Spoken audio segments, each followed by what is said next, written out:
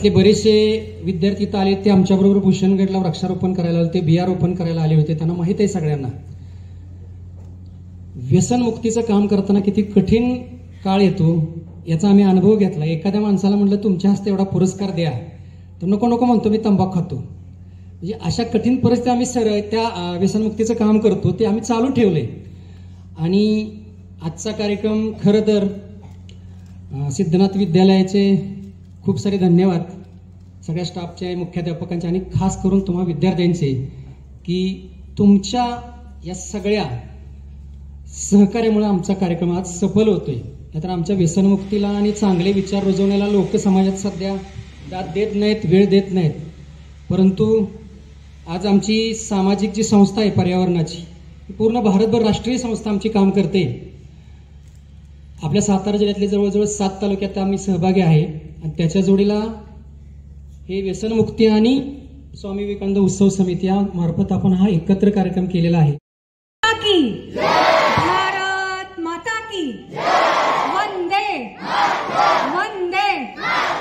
आर्य सनातन वैदिक हिंदू धर्म की, वैदिक हिंदू धर्म की. छान, सगळ्यांचा उत्साह चांगलाय. सर्वप्रथम गुरुमाऊलींच्या चरणी वंदन करते. त्याचबरोबर आज जे महान संत स्वामी विवेकानंद भारतातले, तर यांच्या जयंती नुकतीच 12 जानेवारीला होऊन गेले. तर त्यानिमित्तानं आज आपण त्यांचं चरित्र पाहणार आहोत. तर त्यांच्या चरणी वंदन करते. इथं उपस्थित सर्व मान्यवर शिक्षक आणि आपण विद्यार्थी मित्रमैत्रिणींनो, सर्वांच्या हृदयातील परमेश्वराला नमस्कार करते. आणि आपण आजच्या विषयाला सुरुवात करूया. आता नुकताच 12 जानेवारी येऊन गेली. त्याला आपण राष्ट्रीय युवा दिवस असं म्हणतो, माहिती आहे ना सगळ्यांना. तर स्वामी विवेकानंद यांची जयंती म्हणजे जन्मदिवस. आता त्यांचे आई वडील यांच्याबद्दल आपल्या वाचनामध्ये आलेलं असेल, त्यांच्या कित्येक गोष्टी आपल्याला माहिती पण असतील ना, बरोबर ना. बऱ्याच गोष्टी माहिती असतील. मग आज असा उद्देश कसा आहे ना आपला, की आज आपण काही गोष्टीच बघणार आहे. कारण आपण असं खूप वेळा भाषण करतो, भाषण ऐकतो, पण मुख्य काय ना की आपण शिकवण्याच्या भूमिकेतून बऱ्याचदा आपण भाषण देतो. पण आज सगळे विद्यार्थी तुम्ही आहात आणि सगळे 5वी ते 10वीतले आहात. तर आज असा विचार होता की आपण थोडा गोष्टीरूप आणि चर्चात्मक विषय घेऊया. आणि त्या माध्यमातून गोष्टी तर सगळ्यांना माहिती आहे, पण त्या माध्यमातून मी काय शिकायचं, माझ्यामध्ये काय बदल झाला पाहिजे, तर हे आपण आज चर्चात्मक घ्यायचं आहे. तर तुम्ही प्रतिसाद द्याल ना? चालेल ना असं? चालेल. मग आता सगळ्यांना माहिती आहे की त्यांचा जन्म 12 जानेवारी 1863 मध्ये झालेला आहे. त्यांचे वडील होते ते विश्वनाथ दत्त, वकील होते. आई पण अतिशय धार्मिक होती, म्हणजे भुवनेश्वरी देवी असं त्यांच्या आईचं नाव होतं. म्हणजे हे का सांगितलं, तर त्या धार्मिक होत्या. लहानपणापासूनच स्वामीजींवर त्यांनी धर्माचे म्हणजे धार्मिक संस्कार केलेले होते. लहानपणापासून त्यांनी रामायण, महाभारत, वेद, उपनिषद या सगळ्यांचा अभ्यास केलेला होता. आणि त्यामुळेच ते ह्या सगळ्या अभ्यासानं आपल्या संस्कृती आणि परंपरा सगळ्या लक्षात घेऊन आपल्या भारताचा आणि आपल्या हिंदू धर्माचा जो झेंडा आहे तर तो त्यांनी 7 समुद्रापलीकडे फडकवलेला आहे. आणि त्यामुळेच त्यांचं आज जगभरात नाही तर विश्वभरात त्यांचं नाव आहे, बरोबर ना. तर आज त्यांचं चरित्र जाणून घेताना त्यांच्या लहानपणापासूनच्या किंवा काही गोष्टी आपण बघणार आहे. आणि त्या गोष्टीच्या माध्यमातून तुम्ही मला सांगायचे की मला त्याच्यातून काय शिकायला मिळालं आणि मी माझ्यामध्ये काय बदल करणार, असं सांगू शकाल? हा, तर आपण अगदी छोट्या छोट्या गोष्टी आज बघणार आहोत. आणि हे लक्षात घ्यायचं की नुसतं आज विषय घेतोय पण नुसतं ऐकणं किंवा मी नुसतं बोलणं तर याला महत्व नाहीये. तर त्याच्यातून जे काही समजेल 5-10% तर ते माझ्या कृतीमध्ये कसं येईल, कारण कृतीला 98% महत्व आहे आणि आपण नुसतं जे बोलतो, सांगतो, ऐकतो त्याला फक्त 2% महत्व आहे. मग स्वामी विवेकानंदांच्या चरित्रामधून प्रेरणा घेऊन नुसतं आपल्याला मनोरंजन म्हणून ऐकायचंय का, हा विषय ऐकायचंय का, नुसतं मनोरंजन म्हणून ऐकायचं नाहीये. त्यांचं ध्यानातून ते बाहेर पडले नाही. की लहानपणापासूनच त्यांची एकाग्रता कशी होती. म्हणजे एवढ्या गडबड गोंधळामध्ये सुद्धा ते ध्यानामध्ये मग्न होते, त्याचा आनंद घेत होते. मग हे सगळं जे सामर्थ्य, त्यांच्यातले जे दैवी गुण आहेत ना, तर त्याचा मुख्य पाया आहे ही साधना आणि हे ध्यान मार्ग जे त्यांनी लहानपणापासून अंगीकृत त्यांच्या बाणवलेलं होतं. म्हणजे लक्षात काय आलं याच्यातून, तर आपल्यामध्ये सुद्धा अशी एकाग्रता जर आपण आणली, अगदी अभ्यासामध्ये आणली, तर काय होईल. आपण सगळेजण परीक्षा आली की खूप अभ्यास करतो ना, पण आपली एकाग्रता अशी असते का. आपल्याला लगेच बाहेरचा आवाज येतो, घरातला दंगा ऐकू येतो, बहीण भावाची भांडणं सुरू असतात, सगळं लक्ष टीव्हीकडे असतं, असं होतं ना. पण त्यांची एकाग्रता इतकी प्रचंड होती ना की कितीही एवढा गोंधळ झाला तरी ते बाहेर पडले नाही त्याच्यातून. मग अशी एकाग्रता साध्य करण्यासाठी आपल्याला अगदी अभ्यासामध्ये सुद्धा प्रगती करण्यासाठी ना हा सराव आपण रोज केला पाहिजे. काही काळ तरी आपण रोज ध्यानाला बसलं पाहिजे. मग ती वेळ ठरवून घ्यायला पाहिजे की रोज 5-10 मिनिटं 15 मिनिटं मी ध्यान करीन, जेणेकरून स्वामीजींचा एक तरी गुण माझ्यामध्ये येईल. तर हे या गोष्टीतून आपल्याला लक्षात येतं. त्यानंतर अजून एक गोष्ट आहे, म्हणजे हे ध्यान आपण का सांगतो ना, की ध्यानामधून आपल्यामध्ये प्रचंड परिवर्तन होतं. आता आपण कसं करतो की आता आपण अभ्यासाला बसलोय किंवा घरामध्ये आई वडिलांनी काही कामं सांगितली, मग मुलं उलट उत्तर देतात किंवा ऐकत नाही. तर हे जे आपल्यामध्ये दोष असतात ना, राग आहे, आळस आहे, आपण निंदा करतो, भांडतो, तर हे जेव्हा आपलं ध्यान वाढायला लागतं, आपली एकाग्रता वाढायला लागते, तेव्हा हे जे दोष आहेत ना, तर ते कमी व्हायला लागतात आणि आपल्याकडे आपण अंतर्मुख होतो, आपल्याकडे लक्ष जातं आणि आपल्या जीवनामध्ये परिवर्तन घडायला लागतं. आणि म्हणून हा स्वामीजींनी त्यांच्या जीवनचरित्रातून ध्यानाचा मार्ग आपल्याला सांगितलेला आहे. तर तो आपण त्यांच्या निमित्तानं आजपासून काही जण करत असतील, तर काही जणांनी आजपासून आपण सगळ्यांनी तो प्रयत्न करूया. त्यानंतर अजून एक पुढची गोष्ट आहे कशी बघा, जेव्हा पहिल्यांदाच ते अमेरिकेमध्ये सगळ्यांना माहिती नाही, शिकागोमध्ये धर्म परिषद होती आणि त्यासाठी त्यांना शिकागोला जायचं होतं, ते धर्म परिषदेसाठी. आणि जाताना त्यांना शारदा माता म्हणजे ज्या त्यांच्या गुरुपत्नी होत्या, तर त्यांची परवानगी त्यांना घ्यायची होती. तर ते परवानगी घ्यायला तिथे गेले आणि शारदा मातेंना म्हणाले की मला आपल्या सनातन धर्माचा प्रसार, आपल्या संस्कृतीचा प्रसार संपूर्ण विश्वामध्ये करायचा आहे आणि त्यासाठी हे पहिल्यांदाच ती धर्म परिषद अमेरिकेमध्ये शिकागोमध्ये होणार होती आणि यासाठी मला तिथे जायची आहे, तर तुम्ही परवानगी द्याल का. अशासाठी ते माताजींकडे गेले होते. तर त्यावेळी माताजी अशा भाजी निवडत बसल्या होत्या. त्यांनी सांगितलं की नरेंद्र म्हणत होत्या की त्याला तिथली जी सुरी आहे, तर ती सुरी जी आहे तर ती तू मला आणून दे. मग त्यांनी सुरी आणून दिली आणि आणून त्यांच्या हातामध्ये दिली आणि त्यानंतर त्या माताजी म्हणाल्या की तुला मी परवानगी दिली. तर ते म्हटले कशी काय, तुम्ही माझी कुठलीच परीक्षा घेतली नाही, मला काहीच विचारलं नाही, मला कशी काय तुम्ही लगेच परवानगी दिली. तेव्हा त्या शारदा मातांनी सांगितलं की हीच तुझी परीक्षा होती की मी तुला सुरी मागितली. तर ती देताना त्यांनी कसा विचार केला की देताना त्यांनी जो धार असलेला टोकाचा भाग असतो तर तो स्वतःच्या हातात धरला आणि जो भरायचा भाग असतो, लाकडी भाग मागचा दांडा, तर तो माताजींच्या हातामध्ये दिला. मग माताजी म्हणाल्या की ह्या छोट्या छोट्या गोष्टीतून आपल्याला कळतं की प्रत्येक अगदी लहान लहान गोष्टीमध्ये सुद्धा तू दुसऱ्याचं हित बघतोयस आणि अशी व्यक्ती आहे तर ती खरंच विश्व कल्याण करू शकते आणि आपल्या संस्कृतीचं. जर व्यक्तीचं चारित्र्य आणि व्यक्तिमत्व चांगलं असेल ना, तर ती व्यक्ती स्वतः तर बदलतेच, पण ती व्यक्ती संपूर्ण विश्वाला बदलण्याचं सामर्थ्य तिच्यामध्ये असतं. तर हे त्यांच्याकडनं शिकलं पाहिजे. तर आता कसं आपण फक्त आरोग्य चांगलं पाहिजे म्हणून सगळे व्यायाम करतात किंवा अगदी पैसा मिळवण्यासाठी सगळी धडपड असते आपली. आता जरी बऱ्याच जणांना विचारलं ना की आपण शिक्षण घेतो, शिक्षण घेताना सुद्धा आपला उद्देश काय असतो, काय उद्देश असतो खऱ्या अर्थाने सांगा. चांगली शाळा शिकायची, 90-99% मार्क पाडायचे, चांगलं करिअर करायचं, मोठी नोकरी, गाडी, बंगला, संपलं झालं, माझ्या जीवनाचा उद्देश साध्य झाला. अशा दृष्टीने म्हणजे सगळेच असं नाही म्हणत, पण हेच आपल्याला घरातून पण बिंबवलं जातं. शाळेतून सगळे शिक्षक हे सगळे आदर्श उदाहरण आपल्याला देत असतात, पण ते काय करतो ना आपण की फक्त ते शाळेमध्ये इतिहासामध्ये शिकवतात सगळं, पण ते पासिंग पुरता 10 मार्काचा विषय इतिहास. तर अशा दृष्टीने आपण त्याचा अभ्यास करतो. तर असं न करता ते पुस्तक जे सर शिकवतायत कळमळीने आपल्याला, तर त्याच्यातून नुसतं मार्कांसाठी त्याचा अभ्यास करायचा नाहीये, तर माझ्या जीवनामध्ये काय बदल घडणार आहे.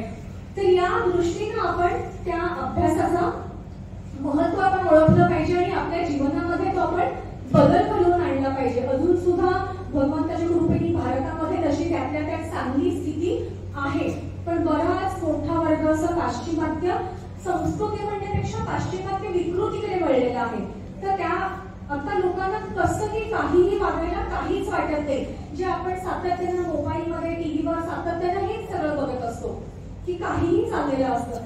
तर आपलं कॅरेक्टर म्हणजे व्यक्तिमत्व, चरित्र किती महत्वाचं आहे ना, तर हे आपल्याला स्वामी विवेकानंदांच्या चरित्रातून आपल्याला शिकायचं आहे आणि आपल्याला आपलं चारित्र्य घडवायचं आहे.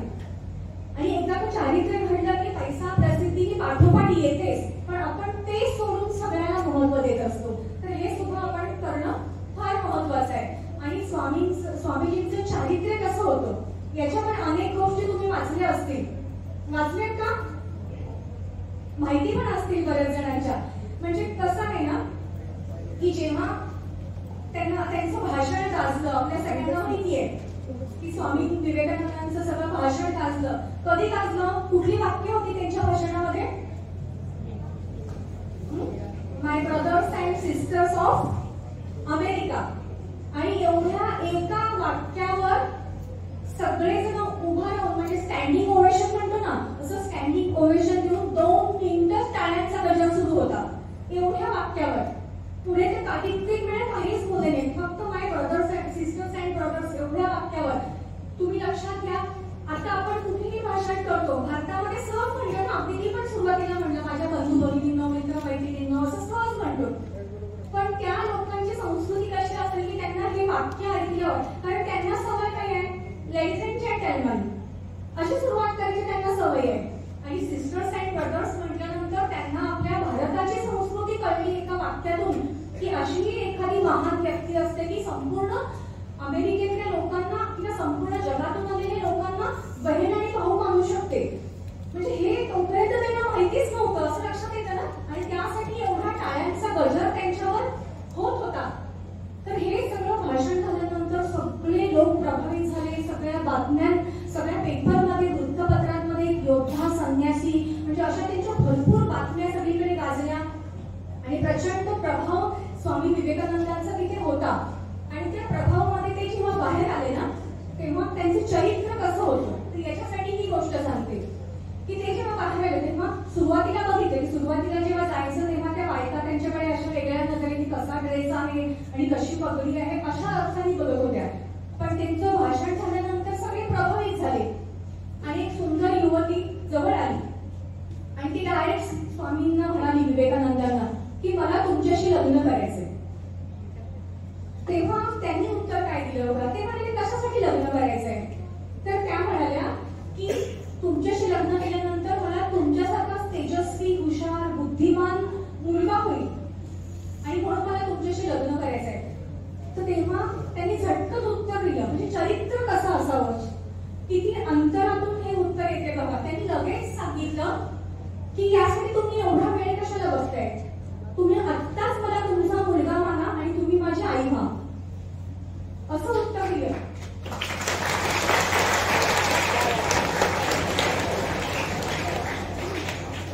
म्हणजे लक्षात येईल याच्यावरून की असं उत्तर यायला आताच्या काळामध्ये जर बघितलं तर आपण टीव्हीवर किंवा एखादी परदेशी महिला आली तरी आपली लोक कशी बघतात, कधी बघितलं नसल्यावर बघतो ना आपण. पण त्या विदेशामध्ये जाऊन सुद्धा स्वतःहून त्या मुलीनं मागणी घालून सुद्धा त्यांनी उत्तर दिलं की मी एक साधू आहे, मी एक संन्यासी आहे, मी लग्न करू शकत नाही आणि मी माझ्या धर्माचा प्रसार करण्यासाठी इथे आलेलो आहे. म्हणजे असं इतकं सुंदर उत्तर त्यांनी दिलं. त्याच्यातून आपल्याला माणसाचं चारित्र्य कसं असावं, चारित्र्य संपन्न व्यक्ती म्हणजे काय याचं मूर्तिमंत उदाहरण म्हणजे स्वामी विवेकानंद. म्हणजे जे चारित्र्य आहे ना तेच आपल्याला घडवतं आणि जर नसेल तर तेच आपल्याला बिघडवतं. आणि आता आपल्या समाजामध्ये बरीच पिढी कशी दिसतीये, रोजच्या घटना आपण कुठल्या वाचतोय पेपरमध्ये, किती मुलींवर अन्याय झाले, किती अत्याचार वाक्य हेच वाचतो ना, याचा अर्थ काय तर हे चारित्र्य कुठेतरी हरवले. आणि म्हणून मग नकारात्मकतेमध्ये न जाताना मला माझं चारित्र्य घडवायचंय, मला स्वतःला घडवायचंय. तर या दृष्टीनं आपण जर हे स्वामीजींचे रोजचे ग्रंथ किंवा जे काही आपले क्रांतिकारक राष्ट्रपुरुष होऊन गेले आणि त्या दृष्टीने जर आपलं जीवन घडवायचंय, माझ्यामध्ये मला अमूलाग्र बदल करायचाय, या दृष्टीने जर आपण ते वाचलं ना तर आपल्याला त्याचं महत्व लक्षात येऊ शकतं. म्हणजे हे सगळं चारित्र्य त्यांच्यामध्ये कुठून आलं सांगा? कारण याचा पायापाट आपल्या संस्कृतीमध्येच येतो, आपल्या परंपरेमध्येच येतो.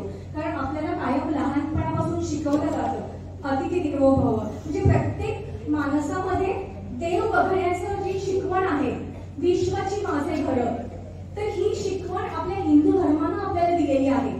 आणि ती धर्माची जपणूक, परंपरा स्वतः जपणं, ध्यान साधना करणं आणि साधनेमुळं हे दैवी गुण त्यांच्यामध्ये निर्माण झालेले आहेत.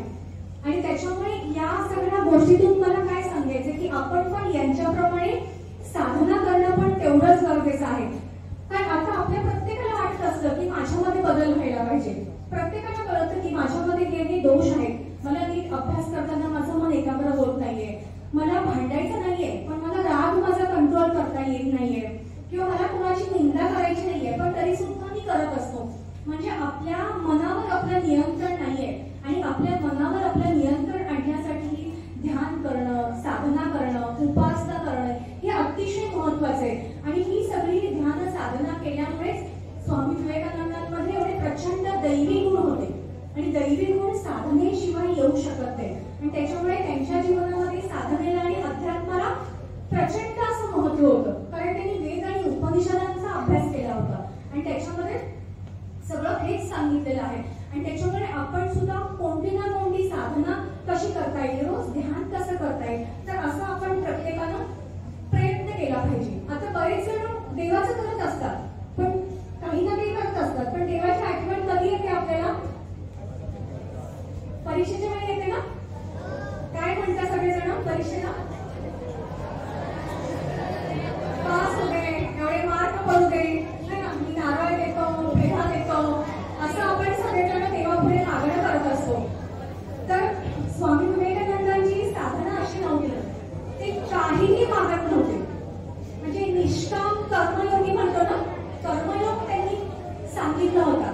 म्हणजे एकदा एक व्यक्ती होती ना, तर ती व्यक्ती स्वामी त्यांच्याकडे गेली आणि त्यांना म्हणाली की मला भगवद्गीता सांग.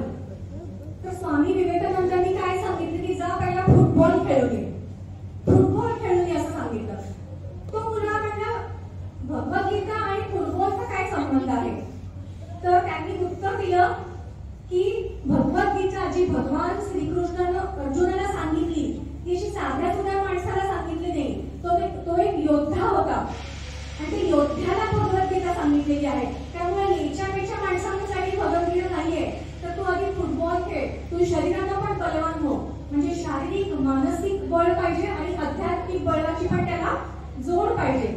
चारित्र्य होतं पण ते साधना करताना त्यांची निष्काम साधना होती. त्यांना कुठलीही त्याच्यातून अपेक्षा नव्हती. नाही आपण कसं म्हणतो परीक्षेला पास होते, नोकरी मिळू दे, अशी सगळी लिस्ट आपली यादी कुठली संपत नाही देवाकडची. तर असं त्यांना कुठलंही मला प्रसिद्धी मिळू दे किंवा मला काहीतरी माझं नाव होऊ दे असं कोणतीही गोष्ट त्यांच्याकडे नव्हती. एका उदाहरणामधून तुम्हाला सांगते.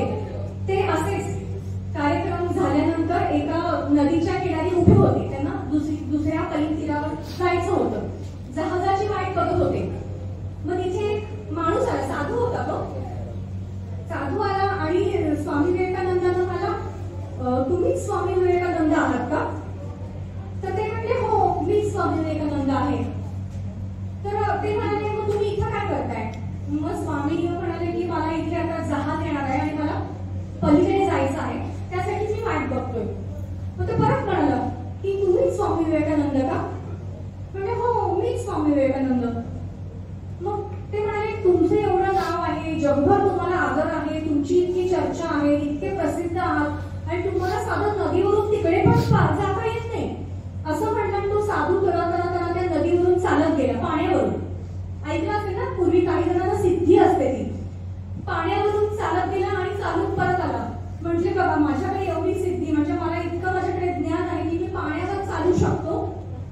आणि तरी मला लोक ओळखत नाही, मला महत्व पण देत नाही, आणि तुमच्याकडे एवढं पण काही ज्ञान नाहीये आणि तरी तुमचं एवढं नाव झालंय, जगभरामध्ये नाव झालंय. स्वामी विवेकानंद म्हणतात ठीक आहे बस माझ्या बरोबर. मग त्याला तेवढ्यात नाव येते, त्या नौकेमध्ये त्या साधूला घेऊन बसतात. बसल्यानंतर पुढच्या तीरावर जातात. तिथे त्यांचं तेव्हा त्याचं 50-50 पैसे भाडं असतं, तिकीट म्हणतो ना आपण, 50 पैसे.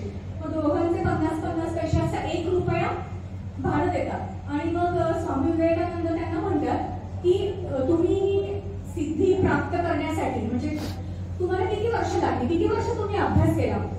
तो साधू म्हणतो मी 15 वर्ष अभ्यास केला आणि तेव्हा मला नदीवरून या चालता येण्याची सिद्धी प्राप्त झाली. तेव्हा स्वामी विवेकानंद म्हणतात तुम्ही तुमच्या आयुष्यातली 15 वर्ष वाया घालवली. जे काम 50 पैशात होत आहे त्यासाठी तुम्ही 15 वर्ष घालवली. लक्षात येते का?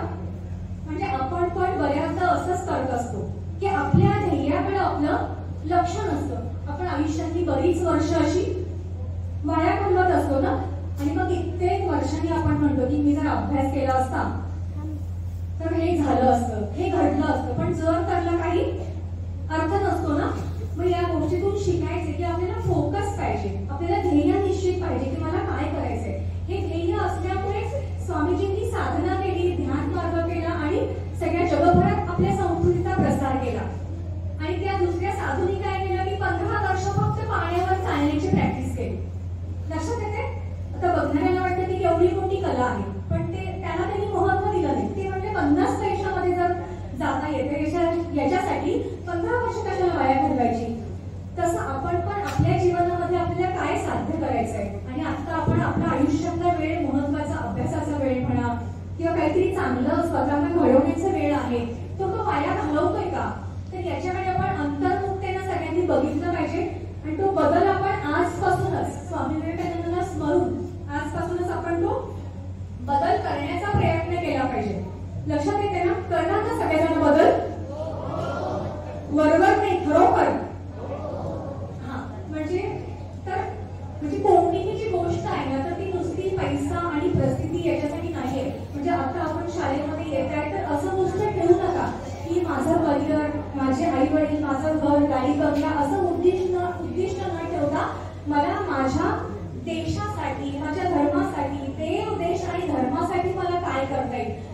तर हे उद्दिष्ट आपण कायम आपल्या मनामध्ये पाहिजे, कायम आपल्या डोक्यामध्ये हा विचार पाहिजे की मी जे काही करतोय, अभ्यास जरी केला ना तरी मला माझ्या घरासाठी, माझ्या शाळेसाठी, माझ्या देशासाठी. तर हा व्यापक विचार जर आपल्यामध्ये असेल तर आपण आपलं खरंच कर्तृत्व, आपण पुरुषार्थ निर्माण करू शकतो, गाजवू शकतो. पण हा उद्देश असतो आपण तात्पुरतं क्षणिक सुख बघतो. तर असं न करता हे त्यांच्या चरित्रातून आपण शिकलं पाहिजे. अजून एकदा असंच झालं की एक माणूस होता. एक माणूस त्यांच्याकडे आला होता आणि आश्रमामध्ये आल्यानंतर त्यांना काय म्हणाला की मी सुशिक्षित आहे, खूप शिकलेलो आहे, भरपूर कष्ट करतो, पण मला कशामध्ये यश येत नाही. आज बघा बऱ्याच जणांचे असे प्रश्न असतात ना, मी खूप शिकलेला आहे, भरपूर कष्ट करतो, पण मला कशामध्येच यश येत नाही. तर त्यावेळी स्वामी विवेकानंदांनी त्या माणसाला काय सांगितलं की माझ्याकडे हा त्यांच्या पाळीव कुत्रा होत आहे, तर ह्या कुत्र्याला जरा फिरवून आण, तोपर्यंत तुझ्या प्रश्नाचं उत्तर मी शोधतो, असं सांगितलं. मग तेव्हा तो माणूस गेला, त्या कुत्र्याला घेऊन फिरवून आणला. अर्ध्या पाऊण तासासाठी तो परत आला. तेव्हा ते कुत्रं नुसतं असं हाकत होतं, त्याला दम भरला होता आणि तो माणूस अगदी शांत आणि नॉर्मल होता. मग स्वामी विवेकानंदांनी विचारलं की हे कुत्रं एवढं असं का दमलं, एवढं हाकतंय का. तर तो माणूस म्हणाला की मी सरळ चाललो होतो त्याला घेऊन, पण ते कुत्रं जिकडे दिसेल तिकडे पळत होतं, वाटेल त्या रस्त्याला जात होतं आणि वाटेत भेटणाऱ्या कुत्र्यांशी भांडत होतं आणि म्हणून तो दमलेला आहे. मी शांत आलो म्हणून मी शांत आहे. मग स्वामी विवेकानंद म्हणले हेच तुझ्या प्रश्नाचं उत्तर आहे. तुला जे साध्य करायचंय त्याच्याकडे तू लक्ष दे. वाटेत येणाऱ्यांकडे जाणाऱ्यांकडे तुलना करतो ना आपण, तुलना करतो किंवा समोर ज्यांनी केले तेच करायचा प्रयत्न करतो. तर असं करू नको. तुझ्यामध्ये काय टॅलेंट आहे, दुसऱ्याला यश मिळालं म्हणून त्याचं बघून तेच तू करू नको. तुझ्यामध्ये काय हुशारी आहे, काय टॅलेंट आहे ते तू वापर, तर तू पुढे जाशील. म्हणजे असं प्रत्येक छोट्या छोट्या गोष्टीतून ना स्वामी विवेकानंदांनी सगळ्यांना घडवलं. वाचलेलं आहे. आणि त्याच्यामुळे विद्वान आणि नावेतून चाललेले असतात. एक विद्वान व्यक्ती असतो आणि एक साधा भोळा भोळा अशिक्षित माणूस, असे दोघंच त्या नावेमध्ये बसलेले असतात. तो नावाडी असतो, तो अशिक्षित असतो. आणि विद्वान असतो, त्याचा भरपूर अभ्यास असतो, भरपूर धर्मग्रंथांचा अभ्यास, सगळं रामायण महाभारत भगवत सगळं सगळं सगळं त्याने वाचलेलं असतं. आणि नावाड्याला मात्र ते काही येत नसतं. मग तो विद्वान व्यक्ती त्या नावाड्याला विचारते की तू हे वाचलेस का, ते वाचलेस का. ही रामकृष्ण परमहंसांनी पण सांगितली होती या गोष्ट, स्वामी विवेकानंदांच्या गुरूंनी. तर त्याला काही येत नसतं. ते म्हणतात नाही बाबा, मी काही अडाणी माणूस आहे, मला काही वाचलेलं नाहीये, मला काही हे शास्त्र धर्म काही मला कळत नाही. आणि मग तो विद्वान व्यक्ती म्हणतो तू तुझ्या जीवनामध्ये काहीच वाचलं नाहीयेस, काहीच धर्मग्रंथांचं ऐकलं नाहीयेस, पारायण केली नाहीयेस, तुझ्या जीवनामध्ये काहीही अर्थ नाही. असं बोलता बोलता बोलता नाव मध्यावरती येते. आणि मध्यावरती आल्यानंतर काय होतं, नावेला एक छिद्र पडलेलं असतं आणि त्या काय होणार, नाव काय होणार, बुडणार. तर त्यावेळी नावाडी काय करतो, तो म्हणतो आता नाव बुडणार आहे, मध्यावर आली आहे, आपण कुठल्याच बाजूला जाऊ शकत नाहीये, तर तुम्हाला जो पोहता येईल तो वाचणार. तुम्हाला पोहता येतं का. तर तो विद्वान काय म्हणाला बघा, विद्वान काय म्हणाला की मी पोहण्यावरची सगळी पुस्तकं वाचली, हात कसा मारायचा, पाय कसा मारायचा, कसं छान पोहायचं, कसं नंबर काढायचा, पण मला प्रत्यक्ष पोहता येत नाही. आणि नावाडीने काही वाचलेलं नव्हतं, पण त्याला प्रत्यक्ष कृती करता येत होती. आणि त्याच्यामुळे वाचणार कोण, लक्षात आलं का. म्हणजे म्हणून सांगितले कृतीला 98% महत्व आहे. आणि यासाठी जे काही तुम्ही ऐकलं ते कृतीमध्ये काय आहे याच्यावर तुम्ही भर द्या. आणि हे का सांगतेय,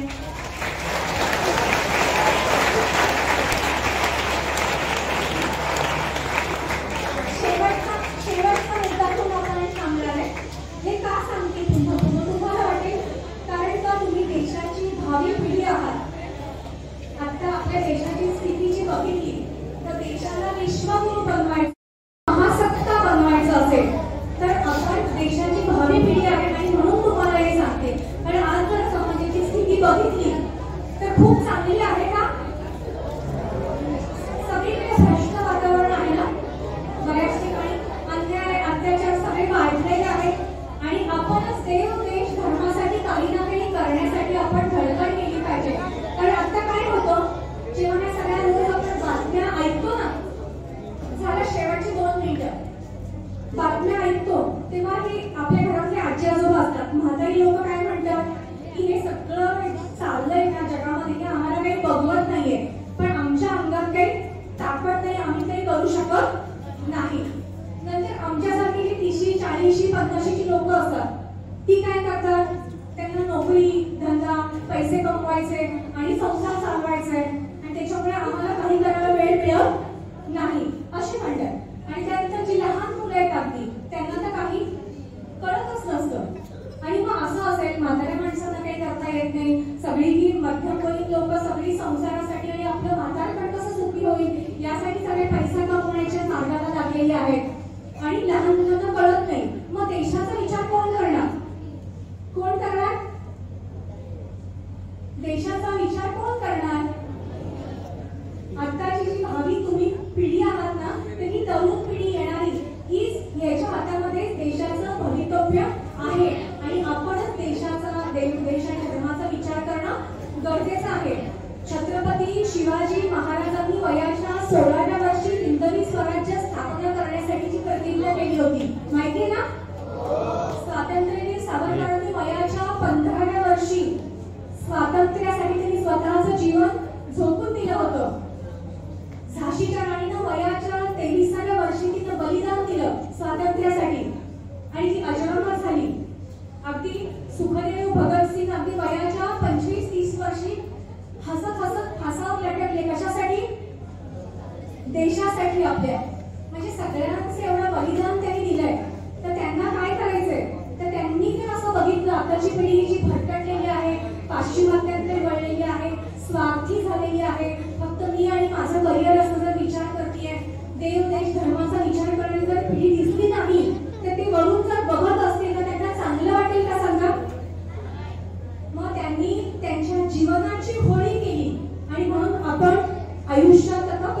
खातोय, सुखाची पोळी खातोय ना रोजची, कारण त्यांच्या जीवनाची पोळी झालेली आहे. आणि म्हणून आता जी तरुण पिढी आहे तर स्वामी विवेकानंदांना आदर्श मानणारी तरुण पिढी असायला पाहिजे. आपले आदर्श कोण पाहिजे? स्वातंत्र्यवीर सावरकर, टिळक, आगरकर, स्वामी विवेकानंद हेच आपले आदर्श असले पाहिजे. आता जर विचारलं खऱ्या अर्थानं तर आपले आदर्श कोण आहेत सांगा? बरोबर, खोटे खोटे सांगण्यासाठी नाहीये. आपण कोणाला फॉलो करतो, कोणाला आदर्श मानतो, तर या पिक्चर मध्ये सगळ्या नट नट्या त्यांनी सगळं वातावरण बिघडून टाकलंय. तो सलमान खान, कॅटरीना कैफ, तर यांना आदर्श मानू नका. तर छत्रपती शिवाजी महाराज, स्वामी विवेकानंद, झाशीची राणी हेच आपले आदर्श असले पाहिजे. आणि त्यासाठी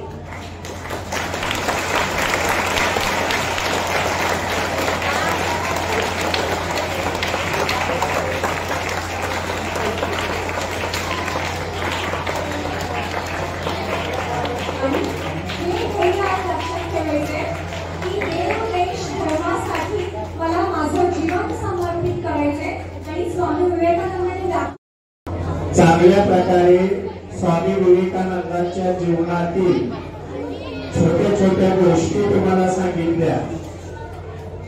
या ज्या गोष्टी आपण ऐकतो त्याप्रमाणे आपली वागणूक असावी.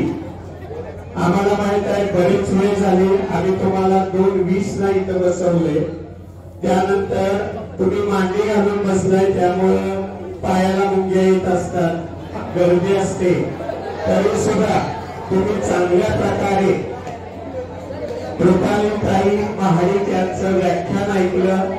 त्यांनीही वेगवेगळ्या विषयावर मग चारित्र्य कसं असावं, ध्यान साधना कशी करावी, श्रीकृष्ण अर्जुन संवाद असेल किंवा आपले आदर्श कोण असावे यांच्याविषयी माहिती दिली.